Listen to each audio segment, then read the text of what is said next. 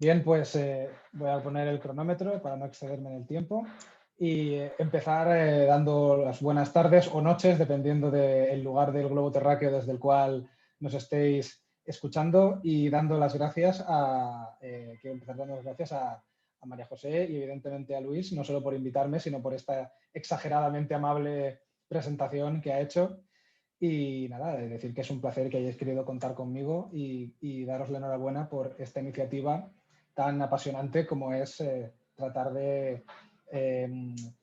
hacer crecer el medievalismo a ambos lados del Atlántico, ¿no? Del océano.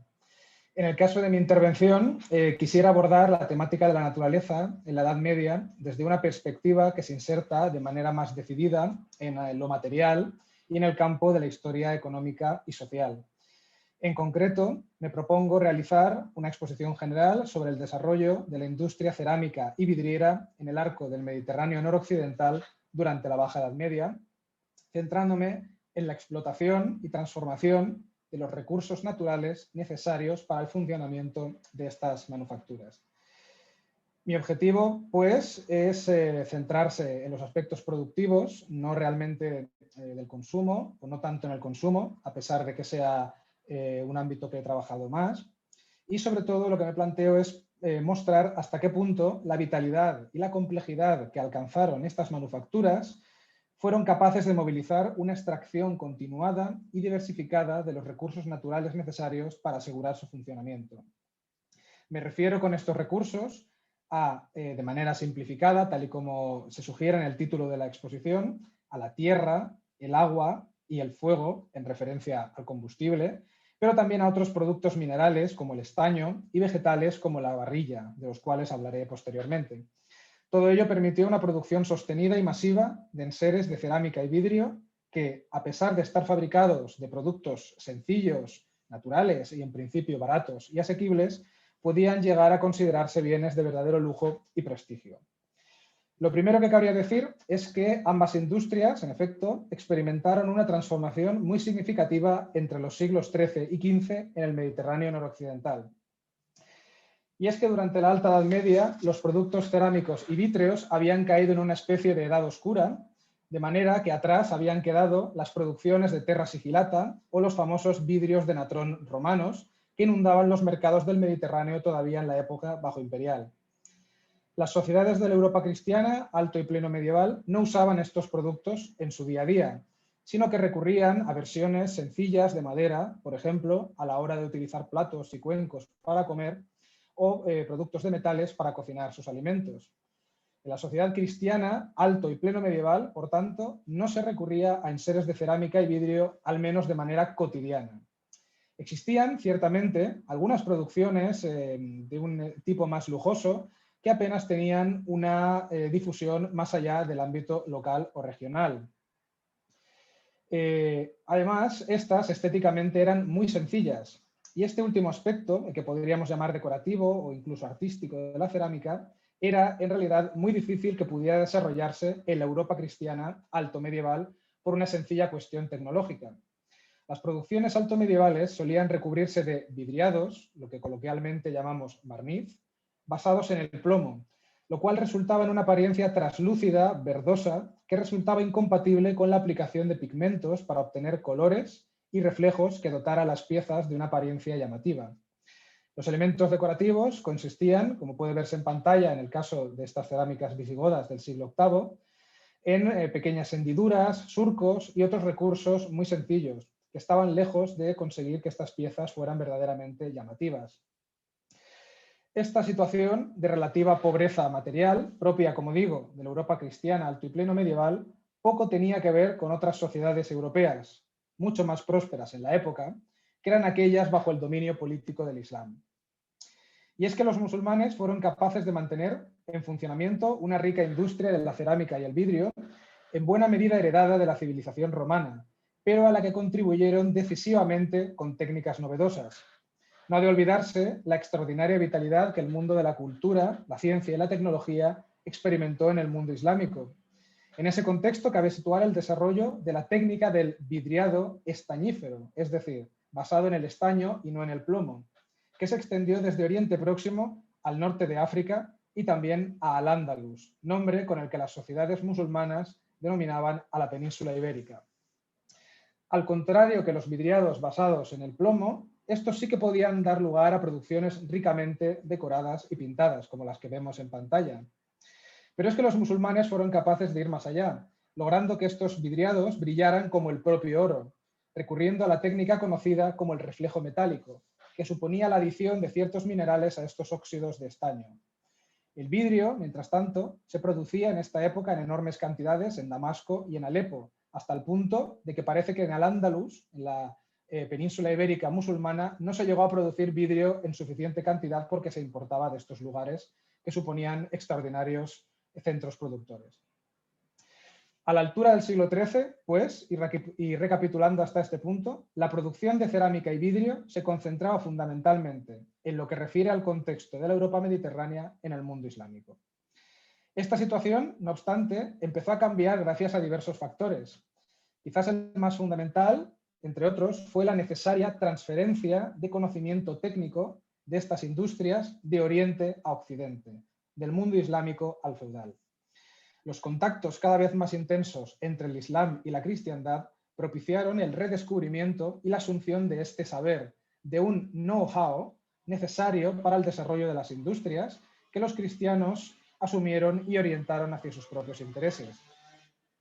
En el espacio geográfico de la península ibérica, por ejemplo, la técnica del vidriado basado en el estaño fue adquirida por artesanos de los reinos cristianos, dando lugar a producciones como las cerámicas verdes y manganeso, primero, y más tarde a las cerámicas doradas.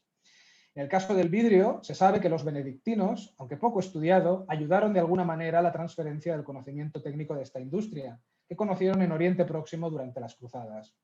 A ellos se suele atribuir el desarrollo de centros de producción bien conocidos, como el de la isla veneciana de Murano, aunque hubo otros, como el caso de Altare, y se ha argumentado quizás también Barcelona. Todo ello permitió así que durante los siglos XIII y XV las sociedades cristianas gozaran cada vez más de enseres como platos de cerámica, ollas de barro, tinajas de transporte, ladrillos y tejas para la construcción, y botellas, copas, vasos y garrafas de vidrio como las que pueden apreciarse en pantalla, todas estas producciones valencianas. Todo ello en el caso de algunos objetos, como las vajillas de mesa, con un importante componente estético, que es lo que más hay que destacar. Es parte de esta novedad técnica a la que me quiero referir, con decoraciones que en definitiva convertía estos bienes en enseres verdaderamente ostentosos, capaces de atraer la atención de consumidores muy privilegiados. Es en esta cronología, en estos dos siglos, XIV y XV, de cuando disponemos de fuentes escritas que nos informan con precisión de las formas de producción de estas manufacturas, de qué materiales se empleaban, de cómo se extraían de la naturaleza, del medio natural, y de cómo se gestionaban y transformaban. Centrémonos primero en el caso de la cerámica. La proliferación de centros de producción cerámica en diferentes espacios de la península ibérica y del Mediterráneo está bien documentada a través de los registros documentales y también de los hallazgos arqueológicos, sobre todo para las regiones de Cataluña, Aragón, las Islas Baleares y también de Valencia, todo ello en el este de la península ibérica.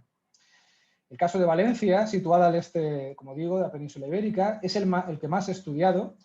y proporciona mucha información a este respecto, dado que se convirtió en un centro de producción cerámico de escala internacional.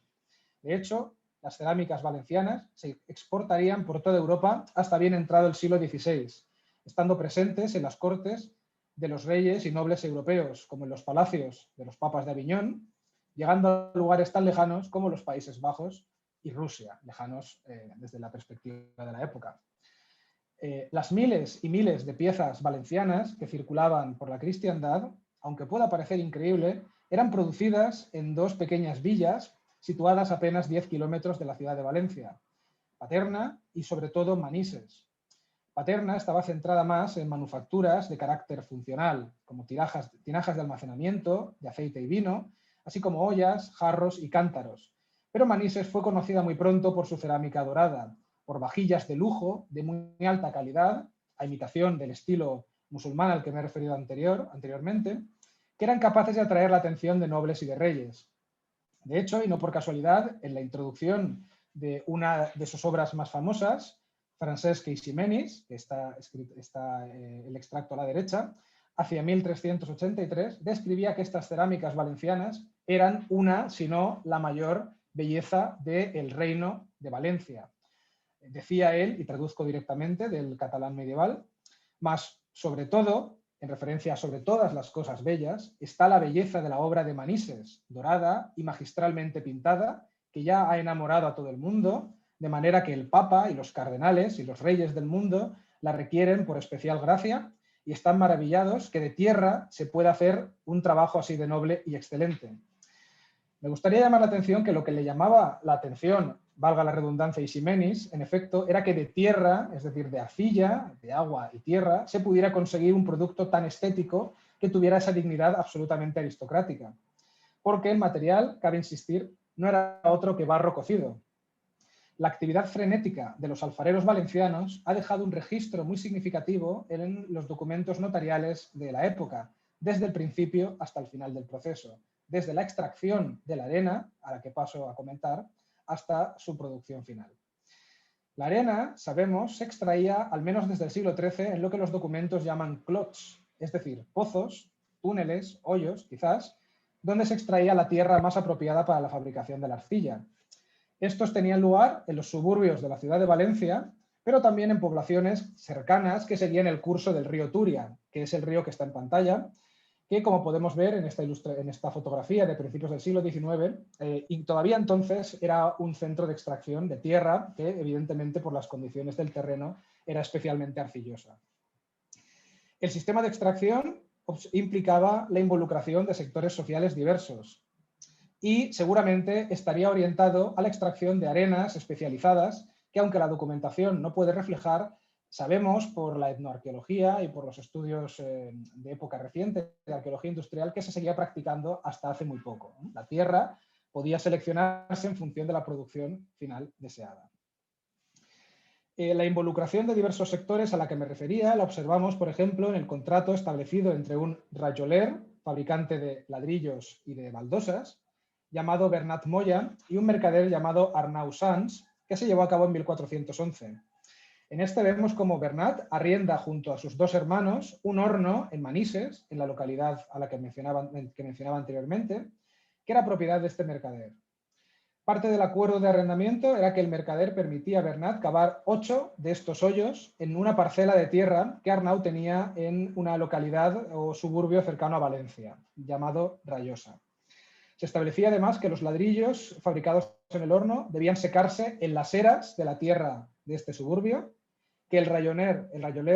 rellenaría los hoyos excavados con las cenizas y con las escorias sobrantes de la fabricación de los ladrillos. Todo ello con el fin de que el campo pudiera seguir utilizándose una vez se acabara con la extracción de la arena. Este caso muestra que la extracción de este producto se podía llevar a cabo en las parcelas de particulares, quienes no dudaban en extraer algún tipo de beneficio económico. De hecho, encontramos casos similares llevándose a cabo en huertas y en viñas, en zonas de explotación agrícola. Y es que es lógico porque las tierras del este peninsular, caracterizado por un paisaje y clima de tipo mediterráneo, eran especialmente óptimas para la fabricación de productos alfareros. De hecho, los fueros de Valencia, el máximo ordenamiento jurídico del reino, establecía un derecho de lo más llamativo que suponía que cada individuo del reino pudiera libremente tomar o dejar que otros tomaran arena de sus patios, de sus tierras, de sus propiedades para fabricar cerámica. Traduzco, que cada uno pueda libremente o dejar hacer libremente en sus patios, campos, posesiones, ollas, cántaros, tejas, baldosas o ladrillos y toda otra producción de tierra, ¿no? De cerámica. Esta tierra extraída se llevaba hasta balsas cerca de los talleres, donde se mezclaba con agua, cal y arena. Se batía y se trabajaba hasta conseguir la consistencia apropiada. Las capas superiores de la balsa, con una menor cantidad de materiales calcáreos, se tomaba para la elaboración de las piezas más finas, platos, escudillas, jarros, ollas, cazuelas de cocina, y las del fondo para las más gruesas, como las tinajas de almacenamiento, las de transporte y también los morteros. Con esta pasta se hacían las pellas de barro, las que se amasaban y reservaban para el momento del torneado, cuando se definiría la pieza deseada. Tras ello, y un primer secado al aire libre, comenzaba una sucesión de cocciones en hornos de convección. los cuales en realidad no eran muy diferentes de los que se podían ver hasta hace poco en la península ibérica y que se inspiraban tecnológicamente en los hornos de los musulmanes. Eran estructuras de adobe de base rectangular, con medidas generalmente de 4 metros de largo, 2 de ancho y 2 de altura, compuestas de 2 pisos o cámaras. En la inferior se introducía el combustible y en la superior las piezas a cocer, a las cuales les llegaba el calor a través de esos orificios que pueden observarse en esta plancha llamada parrilla. Aquí es donde se cocían las piezas una o dos veces, dependiendo de si llevaban o no este vidriado, este barniz al que me refería antes. Aquí vemos algunas imágenes de estos hornos, pero si se buscaba ese brillo dorado al que me refería anteriormente, era necesaria una tercera cocción y un proceso adicional. A las piezas, que ya se habían cocido con un vidriado, por tanto ya habían pasado por 2 cocciones, se les aplicaba además un líquido denso intensamente trabajado. En un crisol se fundía cobre y plata, se cubría con azufre, se dejaba enfriar y cuando estaba sólido se molía con almagre y bermellón. El resultante se amasaba con agua y se volvía a calentar. Ese líquido se aplicaba sobre las piezas, que ya estaban, como digo antes, ya estaban vidriadas, y se dejaba reducir en un horno especializado, pequeño, a muy baja temperatura, durante más de 7 horas. Evidentemente, para realizar este tipo de producción hacía falta otros recursos del medio natural, difíciles de conseguir, que venían de la minería, y entre ellos están estos que he comentado. El más importante, el estaño, pero también otros, como el plomo, que era necesario para conseguir que este vidriado especial, que este reflejo metálico se adhiriera a las piezas, y por supuesto todos los que tenían que ver con los colores, por ejemplo el cobalto, que es el producto azul que tienen arriba a la derecha, y que era necesario para conseguir tonalidades azuladas, que están de moda en la época, no solo en el caso de la cerámica, sino también en el caso del vidrio, como hablaré a continuación. No sabemos de dónde provenían estos productos, pero sí cómo les llegaban a los ceramistas, a los alfareros, y era a través de los mismos mercaderes que les solicitaban las piezas. Es muy común encontrar contratos entre estos mercaderes y estos alfareros locales, en los cuales se encargan piezas por un valor y al mismo tiempo se proporciona a los mismos alfareros estos productos para conseguir que se produzca esos reflejos dorados deseados. Si ahora pasamos a hablar del vidrio, veremos que existen, bueno, brevemente, aquí exponía que no solo existía la cerámica dorada, que es la que muestro arriba, sino también estos otros estilos, el estilo verde y manganeso y el estilo azul y blanco, todos ellos con sus propias necesidades de pigmentos y de productos minerales. Decía que si pasamos a hablar del vidrio, veremos muchos puntos en común, porque las tierras de las costas mediterráneas eran igualmente propicias para la fabricación del vidrio. Esta calidad excepcional no era una desconocida. Las arenas hispánicas, por ejemplo, eran mencionadas ya por Plinio el Viejo en la antigüedad y sobre esta gran utilidad de estas arenas para la fabricación del vidrio volvió a hablar San Isidoro de Sevilla en el siglo VII. Disponemos, no obstante, de una rica descripción del siglo XV, que es la que se muestra en pantalla, sobre la fabricación del vidrio realizada por el alemán Jerónimo Münzer, un viajero que recorrió la península ibérica a finales del siglo XV y cuyos relatos aportan una gran información sobre la vida cotidiana y todo tipo de actividades realizadas en la península ibérica en esta época. En uno de sus viajes comenta que, abandonando precisamente el reino de Valencia por el sur, dejando atrás Alicante, Elche y Orihuela, pasó por la villa de Murcia y saliendo de esta se adentró en unas tierras llanas donde crecen el esparto y la hierba llamada sosa. Allí se detuvo en una pequeña aldea a la sombra de un castillo en la que, decía, se producía vidrio de esta manera. Mezclan 2 partes de ceniza de sosa con una de arena muy blanca, finamente pulverizada. Muelen esta mezcla con una enorme piedra como de molino. Amasan después con el polvo molido unas tortas a modo de grandes panes y las meten en un horno. Formas entonces una sustancia parecida al Quinis clavulaticus o potasa, que nosotros llamamos vaidas, con la que fabrican varias clases de vidrios, así blancos como de colores, que luego exportan a diversos países.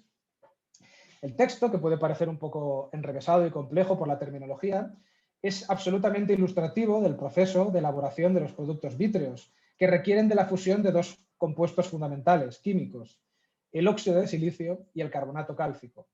Nombres de apariencia compleja, que son productos naturales comunes, tanto que Münzer los identifica con total familiaridad en su texto y que estaban muy presentes en la tierra del Mediterráneo. El óxido del silicio no deja de ser arena, es el principal componente de la arena de mar, cuya finura en las tierras hispánicas sorprendía a Münzer en tan gran manera que decía que era más fina que la que emplean en Nuremberg para hacer los relojes. El carbonato cálcico, por su parte, se obtenía a partir de la quema de plantas halófilas, es decir, amantes de la sal, como la barrilla y el salicor, que son precisamente las que crecen en estos suelos costeros de playa arenosos. Las cenizas de estos productos, la barrilla y el salicor, debidamente hidratadas y amasadas, daban lugar a la sosa, nombre con el cual también se llama a veces a la barrilla, una de estas dos plantas. El mismo Münzer identifica en otro pasaje lo abundante que era esta barrilla en Cataluña y en Valencia, donde hacen con ella hermosísimos vidrios, decía, como muestra ahí en pantalla. Y es que la calidad de esta barrilla, de esta sosa, de este producto vegetal tan necesario para la fabricación del vidrio, era tanta que sabemos que los mercaderes valencianos comerciaban con ella desde el siglo XIV y la proporcionaban, por ejemplo, a los vidrieros mallorquines, gracias a lo cual pudieron desarrollar su propia industria cerámica. Aquí presento algunas imágenes de estas plantas, que como digo son muy abundantes todavía en la actualidad. La barrilla, a veces llamada sosa, Solsola cali,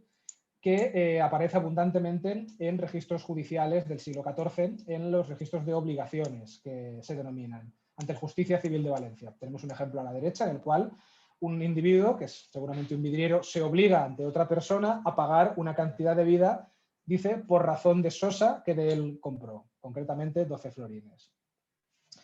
Evidentemente había diferentes tipos de este producto vegetal. Estaba el salicor, que no deja de ser otro tipo de solsola, que proporcionaba la posibilidad de hacer unos vidrios mucho más finos, mucho más transparentes y, por tanto, más caros y con connotaciones más lujosas, más interesantes para un consumidor de alta alcurnia.